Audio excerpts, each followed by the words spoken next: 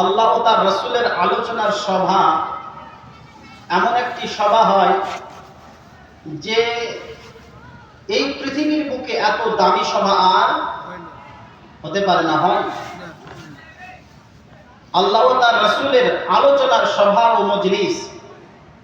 নবী সাল্লাল্লাহু আলাইহি ওয়াসাল্লাম তিনি বলেন, আল্লাহ ও তার রাসূলের আলোচনার মজলিস, সে মজলিসটা আসলে জান্নাতের বাগান। বলুন সুবহানাল্লাহ। তো এইরকমই আমার নবীর আলোচনাকে কোন একজন ব্যক্তি তুচ্ছ তাচ্ছিল্য মনে করে, যে নবী আলোচনা আর সাহাবীদের বসা, এটাকে সে তার খারাপ মনের দিক থেকে নেয়, সেখান থেকে বের হয়ে গিয়ে সে নামাজ পড়তে শুরু করে।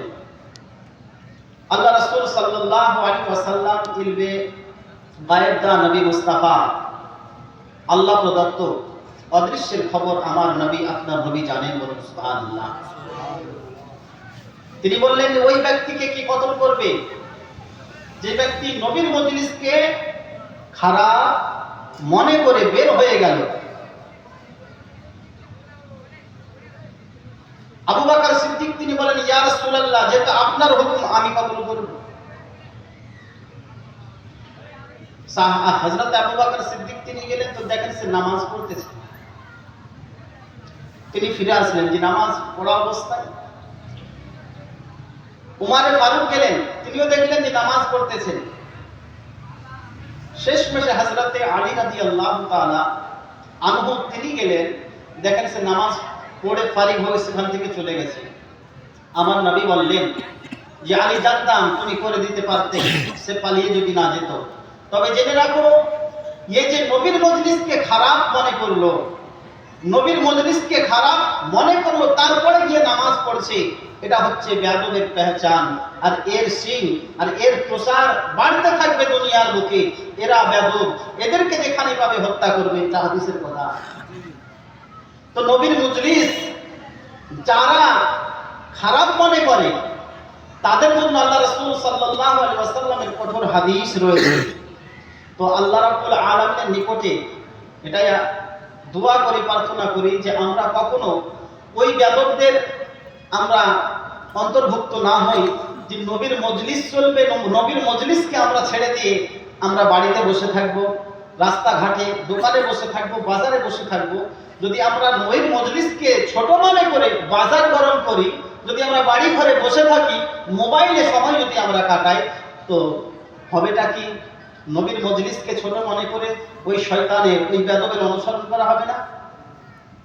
তো আমি আপনাদের কাছে বড়জড়ভাবে আবেদন করব, মা বোন আপনারা চলে আসুন, বাবা জীবন ভাই সকলের উদ্দেশ্যে আজকে যে মেহফিল ইনএকাদ বা এই মজলিস সাজানো হয়েছে, আমরা কিছু আল্লাহ ও তার রাসূলের বাণীগুলো আমরা শুনি, শোনার পরে আমরা দুনিয়াতে জীবনটাকে সুন্দর করে তুলি, আর আখিরাতে এর আজাব, আখিরাতে এর সওয়াব, আখিরাতে এর মূল্য আল্লাহ রাব্বুল আলামিনের নিকট থেকে আমরা পাই। আমরা যদি দুনিয়াতে ভালো না করি, আখিরাতে আমাদের ভালো হবে না। আসুন নবীর মহব্বতে একবার দরুদ পাক এর ফিরদ আমরা করি। নবীর প্রতি দরুদে পাক পড়ে আমি কিছু আলোচনা যতটুকু সময় পাবো আলোচনা আপনাদের সম্মুখে রাখবো। আল্লাহ আমাকে বলার, আপনাদেরকে শোনার, আমাকে আপনাকে সকলকে আল্লাহ রাব্বুল আলামিন শুনে বুঝে আমল করার তৌফিক দান করে। সকলে বলি আল্লাহুম্মা আমিন। আল্লাহুম্মা সাল্লি আলা সাইয়্যিদিনা মাওলানা মুহাম্মদ ওয়া আলা আলি সাইয়্যিদিনা মাওলানা মুহাম্মদ সাল্লি আলা মুহাম্মাদিন মুহাম্মদ হরদম ज़बान पाक नामे मुहम्मद हरदम ज़बान शफीअना ये पृथ्वी যেমন আছে তেমনই তো রবে। এ পৃথিবী যেমন আছে তেমনই তো রবে, এ সুন্দর পৃথিবী ছেড়ে একদিন চলে যেতে হবে রে মন, চলে যেতে হবে। কথা ঠিক না? এ পৃথিবী যেমন আছে তেমনই তো রবে, এ সুন্দর পৃথিবী ছেড়ে একদিন চলে যেতে হবে রে মন, একদিন চলে যেতে হবে। বাস এই কথাটাকে স্মরণে রেখে আমি কিছু আলোচনা আপনাদের কাছে করি, আপনারাও শোনেন। আজিজানে মোহতারাম, পৃথিবীতে আমরা কেউ আসেনি থাকতে, এসেছি। পৃথিবীর আমরা হচ্ছে মুসাফির, পৃথিবীর আমরা হচ্ছে মুসাফির। কোথাও আপনি যদি কোথাও কোনোদিন ভ্রমণে গেছি, সেই জায়গার আমরা সেখানে তার দৃশ্য, তার নাজারাগুলো আমরা দেখেছি, সেখানকার মৌসুম আমরা উপভোগ করেছি, সেখানকার সব দৃশ্যগুলো আমরা নাজারা উপভোগ করেছি, কিন্তু সেখান থেকে আমরা একদিন ফিরে তো এসেছি। আচ্ছা, সেখান থেকে আমাদের ফিরে চলে আসার কারণে সেই জায়গাটার কোনো ক্ষতি হয়েছে? ওই জায়গাটাতে আমাদের কোনো অভাব তার মনে হয়েছে?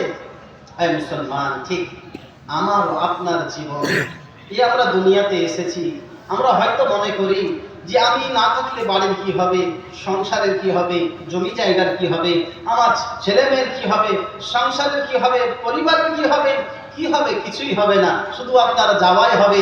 যা কিছু দুনিয়ার জিনিস দুনিয়াতেই থাকবে, আপনাকে একদিন, 2 দিন, 3 দিন আপনার আত্মীয় স্বজনরা স্মরণ রাখবে, তারপরে আপনাকে আবার আপনার মন থেকেই তারা আপনাকে ছেড়ে ফেলে দেবে। তো এই দুনিয়া মুমিনদের বিষয়ে নবী সাল্লাল্লাহু আলাইহি ওয়াসাল্লাম তিনি বলেছেন, এই দুনিয়া মুমিনের জন্য কায়েদখানা স্বরূপ, জেলখানা স্বরূপ, আর কাফিরদের জন্য, বেঈমানদের জন্য এই দুনিয়া বেহেশত। এই দুনিয়াতে তারা আয়েশ ও ইশরাত করবে, আখিরাতের দুনিয়ায় গিয়ে তারা সে বেহেশতের শান্তি তারা উপভোগ করতে পারবে না। তো এই দুনিয়া যদি আমরা সত্যি মুমিন হয়ে থাকি, তো এই দুনিয়া আমাদের সব সময় কি লাগবে? কায়েদখানা। কায়েদখানা মনে হবে, জেলখানা মনে হবে। আর জেলখানাতে আজাদ জীবন যেমন আমরা জীবন যাপন করি, আজাদি, আমাদের বাধা বিঘ্ন দেওয়ার কেউ নাই, তো আমরা আজাদ পঞ্চী পাখির মতো উঠতে পারি, তাই না? যাহা ইচ্ছা তাহা করতে পারি, যেখানে ইচ্ছা সেখানে আমরা যেতে পারি, আমাদেরকে বাধা দেওয়ার কেউ নাই। যদি আমার আপনার জীবনে এরকমই হয়ে যায় যে ভালোকে ছাড়ি, ভালো মন্দ এর বিবেচনা যদি আমাদের মধ্যে না থাকে, খারাপও করব আনন্দের সাথে, ভালোটাও করব আনন্দের সাথে, তো আপনি মনে করেন যেটা মুমিন, মুসলমান, ইমানদারের পেহচান, ইমানদারের এটা চিহ্ন নয়। বলার উদ্দেশ্য যে এটা, যে আজ জীবনে আমরা দুনিয়ার ভালো কোনটা, মন্দ কোনটা, আমরা এর বিবেচনা করি না। আমরা জীবনটাকে সবসময়, এই জীবনের যে আনন্দ, যে উৎসব, আমরা যেরকম ভাবে হোক আমরা সেটাকে অর্জন করতে চাই, হাসিল করতে চাই, চাই সেটা জায়েজ ভাবে হোক বা সেটা নাজায়েজ ভাবে হোক, হারামের হোক বা হালাল ভাবে হোক, আমরা সেটা উপভোগ করতে চাই। কিন্তু এই মুসলমান, একজন মুমিনের শান হবে এটা, মুমিনের শান হচ্ছে এটা। আর নবী, আমাদের প্রিয় নবী সাল্লাল্লাহু আলাইহি ওয়াসাল্লাম তিনি ইরশাদ করেন, আল মুসলিমু মান সালিমাল মুসলিমুনা মিন লিসানিহি ওয়া ইয়াদিহি। নবী আমার বলেন যে মুমিন প্রকৃত সেই ব্যক্তি যে নিজের জুবান ও হাতের দ্বারাতে কখনো কাউকে কোনো আঘাত প্রদান করে না। বলুন সুবহানাল্লাহ। আয় মুসলমান, আমাকে আপনাকে চিন্তা করতে হবে যে আমরা সত্যিকারের কি মুসলমান, আমরা কি ইমানদার? যদি আমরা এই চিন্তা ভাবনা এখন থেকে আমরা না তৈরি করি, আর এই চিন্তা ভাবনা শুধু চিন্তা করে হবে না, চিন্তাটাকে আমাদেরকে বাস্তবায়ন করতে হবে। চিন্তা করার পরে আমাদেরকে সেটাকে গড়ে তুলতে হবে। শুধু শুনলে অনুশোচনা শুধু করলে হবে না, সেটাকে গড়তে শিখতে হবে। কি করতে হবে? গড়তে শিখতে হবে।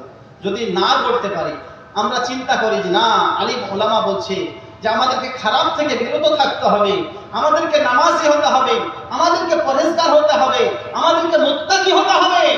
এটা আলিম ওলামার জুবান থেকে যখন ওয়াজ নসিহত মারফতে আপনারা শুনেন, তখন চিন্তা হয় না যে না, করতে হবে। আজিজানে মোহতারাম, শুধু চিন্তা করে কিচ্ছু হবে না, চিন্তা করে কিচ্ছু হবে না। মানুষ বিছানায় ঘুমিয়ে ঘুমিয়ে আমরা স্বপ্ন দেখি, স্বপ্নতে আমরা অনেক কিছু গড়ে ফেলি স্বপ্নে, কিন্তু স্বপ্ন স্বপ্নই হয়, স্বপ্ন স্বপ্নই হয়, আসলে কিছু হয় না। যদি ওই স্বপ্ন, যে স্বপ্ন ঘুমন্ত অবস্থায় দেখলাম, সেইটাকে যদি আমরা রূপ দিতে চাই, তো বাস্তব জীবনে সেটাকে আমাদেরকে গড়তে হবে। যদি আমরা সেটা গড়ে নিতে পারি, তৈরি করে নিতে পারি, তাহলে আমার স্বপ্ন সাকার হলো, স্বপ্ন আমার বাস্তব হলো। আজিজানে মুহতারাম, আমরা যখন আলিম ওলামার মুখ থেকে নসিহত গুলো, কথাগুলো শুনবো, আর আমরা চিন্তায় নিয়ে আসবো না করা উচিত, করতে হবে করতে হবে, এটা করে নেওয়া হবে না, এটাকে সত্যিকারে গড়ে তুলতে হবে। আপনি বেনামাজি আছেন তো নামাজি হয়ে যাবেন, আপনি বেপরহেজগার তো আপনি পরহেজগার হয়ে যাবেন, আপনি বেমুত্তাকি আছেন তো মুত্তাকি হয়ে যাবেন। আপনার মধ্যে হারামখোরি আছে, বিরত করে দিবেন, বের করে দিবেন, আপনি হালাল পথ উপার্জন করবেন। যদি এটা আমরা গড়ে নিতে পারি, তো শুনে রাখবেন, আল্লাহ পাক রব্বুল ইজ্জাত কোরআনে আযীমে তিনি বলেন, ইন্না আকরামাকুম ইনদাল্লাহি আতকাকুম। আল্লাহ বলেন, নিশ্চয় আমি আল্লাহ আমার নিকটে, আমার ওই বান্দা সবচেয়ে প্রিয়। আমি আল্লাহ আমার নিকটে আমার বান্দা বান্দীদের মধ্যে সে হচ্ছে আজিজ ও প্রিয়, সে হচ্ছে আমার উত্তম। আমার নিকটে যেই ব্যক্তি পরেজগার, যেই ব্যক্তির অন্তরে আমি আল্লাহ আমার ভয় ভীতি রয়েছে, বলুন সুবহানাল্লাহ। বাড়ি গাড়ি, টাকা কড়ি, এ নাম শোহরাত, আমাদের বড় বড় ডিগ্রি সার্টিফিকেট কোনো কাজ আসবে না আল্লাহ পাক রব্বুল ইজ্জাতের নিকটে। এ মুসলমান, আমার আল্লাহ রব্বুল আলামিন দুনিয়াতে আমরা কি করছি? অনেকের নাম, অনেক জমির মালিক, সে অনেক বড় বড় বাড়ি তার, চাকরি করে, ডাক্তার, সে ইঞ্জিনিয়ার, সে প্রফেসর, সে আইজি, ডিআইজি। আমরা নাম মানুষের নিয়ে থাকি দুনিয়ার বুকে, আমরা তাকে সম্মান করে থাকি, কিন্তু আমার আল্লাহ বলছেন, দুনিয়াতে তোমার সম্মান, তোমার নাম, তোমার ডিগ্রি মানুষের কাছে যদি বড় হয়, মানুষের কাছে বড় হবে, আমি আল্লাহ আমার কাছে তোমার কোনো ডিগ্রি আমি আল্লাহ আমার নিকটে গ্রহণযোগ্য হবে না। আমার কাছে একটাই তোমার সার্টিফিকেট হবে। আমি আল্লাহ দুনিয়াতে তোমাকে পাঠিয়েছি, এই দুনিয়াতে যাওয়ার পরে তুমি আমাকে ভয় করে চলেছো কিনা, তুমি আমাকে স্মরণ করে তুমি খারাপ থেকে বিরত থেকেছো কিনা, তুমি দুনিয়াতে যাওয়ার পরে আমি আল্লাহ আমাকে স্মরণ করে তুমি আমার ইবাদত বান্দেগী করেছো কিনা, তোমার অন্তরে সব সময় আমি আল্লাহ আমার ভয় তুমি রেখেছো কিনা। আমি আল্লাহ আমাকে, যদি তোমার ভয় লেগেছে, তো আল্লাহকে যখন আমরা কেউ ভয় করব, তো আল্লাহর ভয় যদি আমাদের অন্তরে থাকে, বা অবশ্যই আমরা সকল খারাপি থেকে বাঁচতে পারবো। আর যখন মানুষ আল্লাহর ভয়ে ভীত হয়ে যায়, আল্লাহ রাব্বুল আলামিনের তখন সে প্রিয় মাহবুব বান্দা আর বান্দি হয়ে যায়, বলুন সুবহানাল্লাহ। আল্লাহর নিকটে সে আল্লাহর মাহবুব বান্দা বান্দি হয়ে যায়। আমার আল্লাহ বলেন যে সে তো আমার নিকটে সবচেয়ে উত্তম, সেই তো আমার বান্দা বান্দীদের মধ্যে আমার কাছে প্রিয়। তার দুনিয়ার কোন ধন সম্পদ দৌলত, তার জায়গা জমি, বাড়ি গাড়ি, তার ব্যাংক ব্যালেন্স, তার কোন সার্টিফিকেট কোনোই কাজে আসবে না। আমি আল্লাহ, আমি শুধু দেখবো তার অন্তরে যদি আমার ভয় থেকেছিল, আমার ভয় যদি তার অন্তরে থাকে, সে খোদা ভীরু। আর যে খোদা ভীরু, সে হচ্ছে পরেজগার, সে হচ্ছে মুত্তাকি, বলুন সুবহানাল্লাহ। আজিজানি মুহতারাম, বিরাদর ইসলাম, আমরা দেখি মানুষকে বড় বড় দালান বাড়িতে, 3 তালা 5 তালা, আমাদের এখানে তো তালা অনেক কম। কলকাতায় যদি চলে যায় আপনি 24-25 পাবেন, তার চেয়ে দিল্লি যদি যাই তা আরো বেশি হয়তো পাওয়া যাবে, তাই না? বড় বড় দালান বাড়িতে থাকে, হয়তো আমরা দেখার পরে আফসোস করি। আমার নবী নিষেধ করেছেন, বড় বড় দালান বাড়িতে যারা থাকে, যারা আয়েশ ও ইসরাতে থাকে, ভয় মন তুমি ছোট করিও না, তুমি আফসোস করিও না। দুনিয়াতে যাকে আল্লাহ যত নিয়ামত দিয়েছেন কিনা, কাল হাসরে আল্লাহ রাব্বুল আলামিন তার পেট যে হবে, তার পাকড়াও যে হবে, এটা তার জন্য খুব কঠিন হবে, হবে না? আমার আপনার কাছে আয়কর বিভাগে দপ্তর থেকে কোনো অফিসার আছে? আছে না? কারণ যে ও জানে যে এর পুঁজিতে তো কিছু নাই, এর পুঁজিতে কিছু নাই, এর কাছে কি যাবো? যারা পুঁজিপাট্টা লোক, যাদের কাছে প্রচুর পুঁজি আছে, তাদের কাছে আয়কর বিভাগে যায়। মুসলমান, হাসরের ময়দানে আমাকে আপনাকে সকলকে হাজির হতে হবে না? সকলকে উঠতে হবে। হাসরের দিনে আল্লাহ রাব্বুল আলামিন সকলের কাউন্ট করবেন, সকলের হিসাব নেবেন, নেবেন না? আমরা চিন্তা করি যে আল্লাহ হিসাব তো নেবেন, কোন কোন বিষয়ের হিসাব নেবেন আমাদের চিন্তা করা দরকার আছে না? এ নিয়ে ভাবা সোচনা আমাদের দরকার আছে। এবং আল্লাহ রাব্বুল আলামিন হিসাব শুরু করবেন তো কোন বিষয় দিয়ে? তো প্রত্যেক বিষয়ে আল্লাহ রাব্বুল আলামিন কাল হাসরের মাঠে যে আমরা যে দুনিয়াতে কাউরির অনেক টাকা পয়সা, কাউরির খুব কম, কেউ দারিদ্রতার সাথে জীবন যাপন করছে, কেউ আবার এত তার টাকা পয়সা, এত তার সম্পদ যে ও সম্পদ যে কোন জায়গাতে কোন খাতাতে ব্যয় করবে ওর এ নিয়ে চিন্তা হয়ে যায় যে কোথায় খরচ করব। আবার কেউ আছে বিরাদারি ইসলাম যে একবেলা সবজি ছাড়া তাকে লবণ ভাত খেতে হয়ে থাকে, আছে না? না, আফসোস না। আল্লাহর শুকর মানাও। আল্লাহ যে হালাতে রাখে, যে অবস্থায় রাখে, আল্লাহর শুকরিয়া আদায় করো। আল্লাহ বলেন ফাজকুরুনি আযকুরুকুম ওয়াশকুরুনি ওয়ালা তাকফুরুন। আল্লাহ বলেন তোমরা আমাকে স্মরণ করো, আমার জিকির করো, আমাকে তোমরা স্মরণ করলে আমি আল্লাহ তোমাকে স্মরণ করব, আর আমার কখনো তোমরা নাশুকরি করিও না। যে হালাতে যে অবস্থায় থাকবে আমি আল্লাহ আমার শুকরিয়া আদায় করতে থাকো, আমার শুকরিয়া আদায় করতে থাকো। অপর আল্লাহ রাব্বুল আলামিন আয়াতে বলেন, কি বলেন? ইন্নাল্লাহা মা'আস সাবিরিন, নিশ্চয় আল্লাহ যারা ধৈর্যশীল তাদের সাথে আল্লাহ রয়েছেন। বলুন সুবহানাল্লাহ। কাদের সাথে? যারা ধৈর্য ধারণ করে। হে মুসলমান, আমার বাড়ির প্রতিবেশী ব্যবসা বাণিজ্য করে, জানি না কি ব্যবসা বাণিজ্য করে, কিন্তু টাকা পয়সা ইনকাম সে বহুত করে, রাতারাতি বড় লোক হয়ে পড়েছে, অনেক তার গাড়ি বাড়ি হয়ে গেছে। আমি গরিব থেকে গেলাম। আপনি চিন্তা করিয়েন না যে ওর মতো আমাকেও হতে হবে। ও হয়তো হারাম ব্যবসা ধরে ফেলেছে, হারাম ব্যবসা করে রাতারাতি মালামাল হয়ে গেছে। আর রাতারাতি মালামাল যারা হয়েছে, যদি আমরা খোঁজ খবর নিয়ে দেখি, অবশ্যই তার ব্যবসাও হারামি ব্যবসায় রয়েছে, হয় না? হালাল ভাবে মেহনত করতে সময় লাগে বিরাদরি ইসলাম, হালাল উপার্জন করতে একটু সময় লাগে, আল্লাহর রহমত থাকে তাতে। কিন্তু হারাম ভাবে ইনকাম করে রাতারাতি মালামাল হয়ে যায়। তো মুসলমান, তাদের অবস্থা দেখে আপনাকেও তার মতো হতে হবে, খবরদার কি চিন্তা ভাবনা করিয়েন না। বিরাদরি ইসলাম, আল্লাহর শুকরিয়া আদায় করুন। আল্লাহ যে হালাতে যে অবস্থায় রেখেছো তোমার শুকরিয়া আদায় করি। মাবুদ, তুমি আমাকে মুফলিস বানায়ো না, ওই রকম ব্যক্তির কাছে তুমি আমাকে কখনো তার নিকটে, তার পায়ের কাছে আমাকে হাজির না হতে হয়, তার কাছে গিয়ে আমাকে জোড়হাত করে তার কাছে আমাকে ভিক্ষা না চাইতে হয়, তার কাছে ভিক্ষা না চাইতে হয়। আল্লাহ তুমি আমাকে রোজি রুটি দিয়ে আমার পরিবারকে, আল্লাহ তুমি যে হালাতে রেখেছো আমাকে অবস্থায় রেখো, আমাকে মুফলিস বানাইও না, আমাকে কাউরির দ্বারে যেতে না হয়। আল্লাহ তোমার শুকরিয়া। বলুন সুবহানাল্লাহ। এইভাবে শুকরিয়া আদায় করে আজিজানি মুহতারাম, না হলে কাল হাসরের ময়দানে আমাদের হাল অবস্থা কি হবে? বিরাদরি ইসলাম, বিশ্বনবী, মায়ার নবী, রাহমাতুল লিল আলামিন, নবী মুস্তাফা সাল্লাল্লাহু তাআলা আলাইহি ওয়াসাল্লাম তিনি বলেন, কাল হাসরের ময়দানে আল্লাহ রাব্বুল আলামিন যখন বান্দাদের নিকটে হিসাব নেওয়া শুরু করবেন, একজন ব্যক্তিকে আল্লাহ হিসাবের জন্য দাঁড় করাবেন, খাড়া করাবেন। হিসাবের দিনটা কত ভয়ানক হবে, যখন তার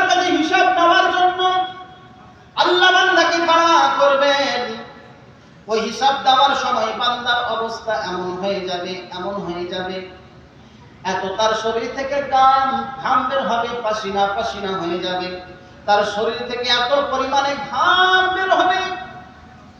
আল্লাহর নবী সাল্লাল্লাহু আলাইহি ওয়াসাল্লাম তিনি বলেন 1000 পিপাসিত উট, 1000 পিপাসিত উট ওই ব্যক্তির শরীর থেকে ঝরা ঘামগুলো তারা পান করলে তাদের পিপাসা নিবারণ হয়ে যাবে। কথা বুঝছেন? হিসাবের দিন একটা মানুষকে যখন আল্লাহ খাড়া করবেন, তো তার হিসাবের দেওয়ার সময় তার অবস্থা কি কঠিন থেকে কঠিন হবে। নবী আমার বলেন তার শরীর থেকে এত পরিমাণে ঘাম বের হবে, 1000 উট তারা পিপাসিত থাকবে। ও 1000 উট যদি তাদের পিপাসা নিবারণ করতে ওই ব্যক্তির শরীরের ঘাম বাহির হওয়া সেটা পান করে নাই, তাদের পিপাসা মিটে যাবে। ছুড়ে বলুন সুবহানাল্লাহ।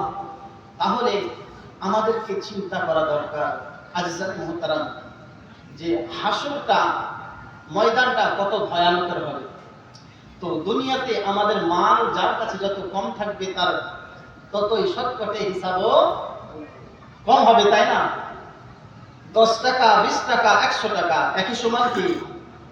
5 টাকার মালিক যদি হই তো 5 টাকা যে পকেট থেকে বের করে আমার ছেলেকে দিলে পাঠান করে স্কুল বিস্কুট নিয়ে এসে খেয়ে নেবে। আমাকে কেউ যদি জিজ্ঞেস করে 500 টাকা তোমাকে দিয়েছিলাম কি করেছো, আমি চট করে বলবো আমার ছেলেকে দিয়েছি, ও দোকান থেকে বিস্কুট খেয়ে নিয়েছে 5 টাকা, গল্প শেষ।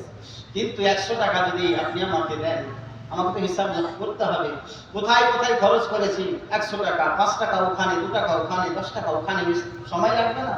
এই মুসলমান বিরাদারি ইসলাম আজিজান মুহতারাম, ওই দিকে দেখে আপনাকে তার হারামখোরি কাজে লিপ্ত হতে হবে এটা জরুরি নয়। দুনিয়াতে হালাল উপার্জন করতে পারি, আল্লাহর কাছে এই দোয়া প্রার্থনা করেন। আজিজান মুহতারাম, দুনিয়াতে কে কেমন অবস্থায় আছে, কে কেমন ভাবে আছে আমি তা না দেখি। আজ আমার বড় দালান বাড়ি যদি না হয়, আমার মোজাক করা পাথর দিয়ে বাঁধানো বাড়ি যদি না হয়, আমার বাড়িতে রং করা না হয়, আমার তাতে কোনো আফসোস নাই। কিন্তু বিরাদার ইসলাম, আমার আপনার জন্য আফসোস তখন হবে যেই বাড়িতে আমি আপনি পরিবার নিয়ে রাত্রি এবং দিন আমরা অতিবাহিত করি, ওই বাড়িতে যদি নামাজ আর তিলাওয়াতে কোরআন না হয়ে থাকে। আমার নবী বলেন যে বাড়িতে নামাজ আর কোরআনের তিলাওয়াত নাই, ও বাড়ি না, এটা কবর হয়ে থাকে। কি হয়ে থাকে? কবর হয়ে থাকে। বড় বড় বাড়ি আছে, তিলাওয়াত নাই কোরআনের, নামাজ নাই বাড়ির সদস্যদের, তো ও বাড়ি নয়, সেটা কবর। আপনার যদি কাঠির বাড়িতে যেখানে দিনের বেলাতে আপনার রৌদ্রের আলো ওখানে ঢুকে, চাঁদের রাত্রিতে চাঁদের আলো আপনার বাড়িতে পড়ে, বৃষ্টি হলে বৃষ্টির ফোঁটা আপনার বাড়িতে পড়ে, নামাজ ও কালাম আছে, তিলাওয়াতে কোরআন আছে, আলহামদুলিল্লাহ। আমার নবী বলেন ও বাড়ি ওটা বাহিস্তের বাগান। বলুন সুবহানাল্লাহ। এটা আবাদ, ও বাড়িতে আবাদ আছে। বিরাদার ইসলাম, ছোট হোক বড় হোক, যেই বাড়িতে আল্লাহ ও তার রাসূলের জিকির হয়, আলোচনা হয়, কোরআনের পাকের তেলাওয়াত হয়, ওই বাড়িতে আল্লাহর রহমতে ঘিরে থাকে। ওই বাড়ি আল্লাহর রহমতে ঘিরে থাকে। ওই বাড়িতে কিছু থাক আর না থাক, আমার আল্লাহর রহমতের নূর থাকে। আজিজান মুহতারাম, কলবি নামক একটি কিতাব পড়ার জামানায় পড়েছিলাম। একজন বাদশাহ মানদার ব্যক্তি, ওই জামানায় যে জামানায় মানুষকে আপনার যেমন আমরা বাজারে গিয়ে পশু কিনি, গরু হালের গরু কিনে আনি, মহিষ কিনে আনি, আমরা হাল লাগিয়ে আমরা জমিনের আবাদ করে থাকি। হাল দিয়ে গরু দিয়ে নাঙল লাগিয়ে আমরা জমিন থেকে মাঠ থেকে আমরা আমাদের ফসল পানীয় বাড়ি নিয়ে আসি, আমরা পশুগুলো আমরা ব্যবহার করে থাকি। কিন্তু একটা সময়কাল ছিল আমাদের দয়ার নবী সাল্লাল্লাহু আলাইহি ওয়াসাল্লামের এই জামানা তো কিছুদিন চলেছিল। আমার নবী রাহমাতুল লিল আলামিন নবী যখন দুনিয়ার বুকে আসলেন, নবীজির আসার পূর্বে মানুষের হাল অবস্থা কেমন ছিল? মুসলমান যুবক দ্বারা ছেলে ছিল, বাপ যদি প্রভাবশালী শক্তিশালী ব্যক্তি হতো, বাপ ইচ্ছা করলে ওই বাপ পায়ে দড়ি বেঁধে দিয়ে ছেলেদেরকে আপনার মানুষ বিক্রি হওয়ার হাতে বিক্রয় করে দিয়ে আসতো। আবার কোন বাপ যদি দুর্বল হয়ে যেত, জাইফুল উমর বুড়ো হয়ে যেত, বুড়ো অবস্থায় ছেলেরা বলতো, বুড়ো হয়ে গেছো, তোমার কোনো আর কাজ নাই, তোমার কোনো আর কাজ নাই, কোনো কাজ করতে পারো না, বাড়িতে রেখে তোমাকে আর কোনো লাভ নাই। ওই ছেলেরা বাপের পায়ে বেড়ি বেঁধে দিয়ে দড়ি বেঁধে দিয়ে টানতে টানতে কোনো জঙ্গলে বা পাহাড়ের গুহাতে ফিরে আসতো।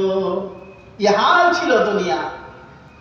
আমার নবী সাল্লাল্লাহু আলাইহি ওয়াসাল্লাম তিনি আরো দেখেছেন, যদি কোনো বাড়িতে কন্যা সন্তান জন্ম নিত, কন্যা সন্তানদেরকে আপনার জীবিত অবস্থায় গোর দিয়ে দেওয়া হতো, তাদেরকে জিন্দা অবস্থায় দাফন করা দেওয়া হতো। শুনেছেন না আলোচনা? হ্যাঁ মুসলমান, আমার নবী, আপনার নবী কুল কায়নাতের নবী, রাহমাতুল লিল আলামিন নবী মুস্তাফা সাল্লাল্লাহু আলাইহি ওয়াসাল্লাম তিনি বলেন যে ওরে সন্তানেরা, যে মা আর বাপকে তোরা পায়ে বেড়ি বেঁধে দড়ি বেঁধে তোরা কোন জঙ্গলে বাগানে ফেলে আসিস, শুনে নে আমার আজকের পর থেকে আমি নবী এলান করে দিলাম আমার জুবানে, আমি রাহমাতুল লিল আলামিন নবী, যে মা বাপের তোরা কদর করিস না, ইজ্জত করিস না, সম্মান করিস না, যে মা বাপকে তোরা ওই জঙ্গলে কোন পাহাড়ে ফেলে আসিস, আজকের পর থেকে শুনে নে তোর মা আর বাপ বুড়ো হয়ে গেল, তোর মা আর বাপ তোদের জন্য দুটোই জান্নাত। বলুন সুবহানাল্লাহ। এই মা বাপকে যদি তোরা রাজি খুশি করতে পারিস, আল্লাহ ও তার নবী তোর উপর রাজি খুশি হবে। এ মায়ের কদমে যদি চুমা দিস, জান্নাতের চৌখাটে চুমা দেওয়া হবে। বলুন সুবহানাল্লাহ। আজিজানে মুহতারাম, আমার নবী সাল্লাল্লাহু আলাইহি ওয়াসাল্লাম তিনি এলান করলেন, আজকের পর থেকে কোন সন্তান তোমরা মা বাপের বেইজ্জতি করবে না, মা বাপের প্রতি জুলুম অন্যায় করবে না, মা বাপকে রাজি করো, মা বাপের ইজ্জত করো, খিদমত করো, সেবা করো, এতে আমার আল্লাহ রাজি হবে, ঠিকানা তোমার জান্নাতে হবে। কোন কন্যাকে আর গোর দাফন করা হবে না। যখন পুরুষেরা এটা মনে করত কন্যা সন্তান জন্ম নিলেই অভিশাপ, আমার নবী বলেন, ওরে দুনিয়ার মানুষ, জগতের মানুষ, শুনে রে, শোন, তোরা কন্যা সন্তানকে জহমত বলিস, অভিশাপ মনে করিস, আমি নবী আমার জুবানে আমি ঘোষণা করে দিলাম, যার বাড়িতে কন্যা সন্তান জন্ম নিবে ও তো কন্যা সন্তান হবে, কিন্তু হাকিকাতে কন্যা সন্তান জন্ম নেওয়া মানে আমার আল্লাহ পাক রব্বুল ইজ্জতের রহমত ওই বাড়িতে আসা। বলুন সুবহানাল্লাহ। আজিজানি মুহতারাম বিরাদরে ইসলাম, তো ওই জামানাতে মানুষ বেচা কিনা হতো, মানুষ কিনে নিয়ে আসতো, তারপরে তার দাস হিসাবে তাকে কাজ কর্ম করতে হতো, সারা দিন সারা রাত তার গোলামি করতে হতো। ওই রকম একজন সাহাবী রাসূল হযরত বিলাল রাদিয়াল্লাহু তাআলা আনহু ছিলেন। আজিজানে মুহতারাম, আমি সেদিকে না গিয়ে ও যে সাবজেক্ট আমি পড়েছিলাম এখন আমার স্মরণে আছে, মনে আছে, যেখানে মানুষ বেচা কিনা হয় সেইখানে একজন মালদার ধনী ব্যক্তি সেখানে যায়, যাওয়ার পরে গোলাম দেখতে শুরু করে, কিনবে বলে বাড়ির কাজকর্ম করার জন্য গোলাম, মানুষ গোলাম খরিদ করবে এই চিন্তা ভাবনায় গেছে, দেখতে শুরু করেছে। হাজারো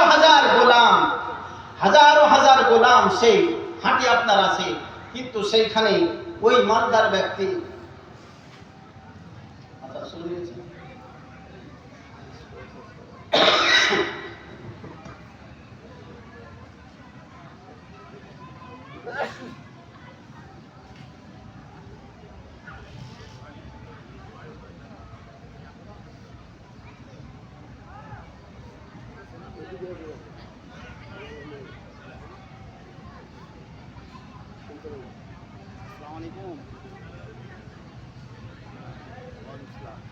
टाइम में तबलीग के लिए शुरू किया था खुतबा, अभी तकरीर कोई है, अज़ान हो रही है, रात को करता हूँ, ठीक है,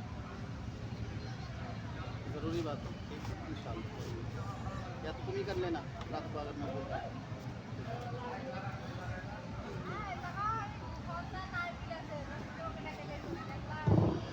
আল্লাহুম্মা সাল্লি আলা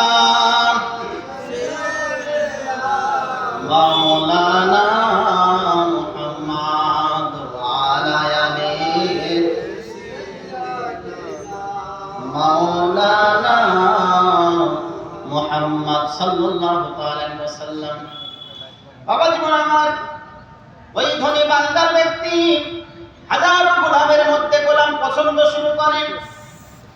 হাজারো গোলামের মধ্যে এমন একটা গোলামকে সে পছন্দ করলো, নির্ণয় করলো। গোলামের মালিক বলে, হুজুর আপনি এত পণ্ডিত মানুষ, জ্ঞানী মানুষ হওয়া সত্ত্বেও আপনি এই ভুলটা কেন করলেন? হাজারো হাজার গোলামের মধ্যে অতি শক্তিশালী, খুব দাপটদার, চতুর চালাক গোলামগুলো ছিল, আপনি খরিদ করলেন না। আমার গোলামদের মধ্যে সবচেয়ে দুর্বল গোলাম যাকে, আপনি তাকে নির্ণয় করলেন, তাকে আপনি পছন্দ করলেন। এই গোলামটা তো আমি মনে করতাম তো অবিক্রি, আমার কেউ বিক্রি হবে না, কেউ কিনবেই না। মালদার বলল, এর দাম বলো। ও গোলামের মালিক সে বলে, হুজুর আপনি যেটা ইচ্ছা করবেন আপনি দেন।